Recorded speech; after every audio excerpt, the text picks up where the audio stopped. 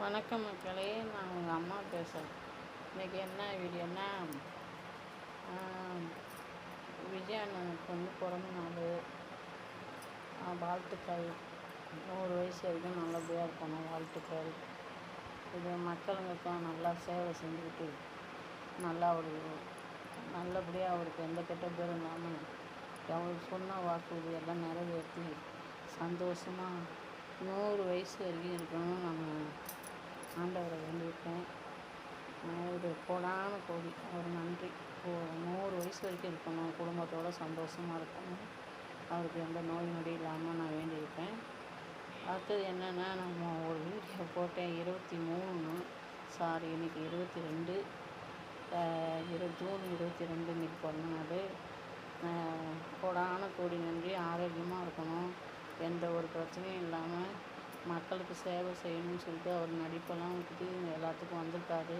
அவருக்கு ஒரு எந்த கெட்ட பேர் இல்லாமல் இந்த ஆட்சியில் நிரந்தரமாக இருந்து அவர் பணியெல்லாம் செஞ்சு நல்லபடியாக முடியணுன்ட்டு நான் ஆண்டவரை வேண்டிக்கிறேன். இன்னொன்று இதில் என்ன விஷயம்னா, நாளைக்கு என் பெரிய மகளுக்கு பிறந்த நாள். இன்றைக்கி இருந்திருந்தால் விஜயை கொண்டாடுற மாதிரி என் மகளை ஊரே கொண்டாடும். எனக்கு செட்டு மிஸ் ஆகிடுச்சு. நாளைக்கு 23 என் மகளுக்கு பெரியவளுக்கு பிறந்த நாள். இன்றைக்கி இருந்திருந்தால் இவரை கொண்டாடுற மாதிரி அவரும் நல்லா சந்தோஷமாக இருந்திருக்கும். இப்போ என்னன்னு மிஸ் ஆகிடுச்சு. நாளைக்கு என் மகனுக்கும் விஜயண்ணா பேர் தான் வச்சுருக்கேன். விஜயண்ணா பேர் தான். அவன் நல்லபடியாக சிறப்பாக வேலைக்கு போயிட்டு நல்லபடியாக இருக்கான்.